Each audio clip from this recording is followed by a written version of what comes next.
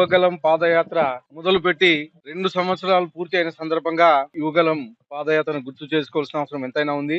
దీనికంటే ఆ రోజు ఉండే పరిస్థితుల్లో జగన్మోహన్ రెడ్డి అరాచకమైన పాలనలో మా యువ నాయకుడు ఈ పాదయాత్రను మొదలు పెట్టడం జరిగింది. కుప్పం నియోజకవర్గంలో స్టార్ట్ చేసి దాదాపు 226 రోజులు 3132 కిలోమీటర్లు తిరిగి తెలుగుదేశం ప్రభుత్వాన్ని మళ్ళా అధికారంలోకి తీసుకొని రావడం కేవలం మా నారా లోకేష్ బాబు గారు అని చెప్పేసి మేము కంఠాపదంగా చెప్పడం జరుగుతుంది. దేనికంటే ఆ రోజు కుప్పం నియోజకవర్గంలో స్టార్ట్ చేస్తానే ఎక్కడ మంచి పేరు వస్తుందో, పాదయాత్ర చేస్తే ఎక్కడ మేము ఇబ్బంది పడతామని చెప్పేసి అడుగడుక్కి కనీసం బెంచీలు కానీ లేకోకుండా, ప్రచార రథం లేకోకుండా ఎన్ని ఇబ్బందులు పెట్టినా గానీ పాదయాత్రని కంటిన్యూ చేసుకుంటూ వచ్చాడు. చేసిన కొద్ది కాలంలోనే మధ్యలో ఎమ్మెల్సీ ఎలక్షన్స్ వచ్చాయి. దాదాపు ఈ ఎమ్మెల్సీ ఎలక్షన్స్ 3 ఎమ్మెల్సీ ఎలక్షన్స్ 108 నియోజకవర్గాలకు సంబంధించింది.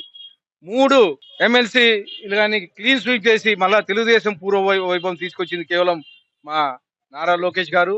అది యువగలం పాదయాత్ర ద్వారా అని చెప్పేసి కంఠాపదంగా చెప్పడం జరుగుతుంది. ప్రతిరోజు పొద్దున్న లేస్తానే కేసులు పెట్టడం, అరెస్టులు చేపించడము, ఎవరన్నా కార్యకర్తలు కానీ యువగలం పాదయాత్రకు వస్తే వాళ్ళ మీద కేసులు పెట్టించడం జరిగింది. ఇవన్నీ మా నారా లోకేష్ బాబు గారు ప్రతిదీ అక్కడ ఉండే అధికారులు అయితే ఇవన్నీ రెడ్ బుక్ లో రాసుకోవడం జరిగింది. ఆ రెడ్ బుక్ లు ఖచ్చితంగా కంఠాపదంగా మేము అమలు చేస్తున్నాం. ఎవరైతే ఆ రోజు అధికారులు ఇబ్బంది పెట్టారో వాళ్ళందరినీ ఖచ్చితంగా జైలు పంపిస్తున్నాం అని చెప్పేసి ఈ ముఖంగా తెలియజేస్తున్నాం.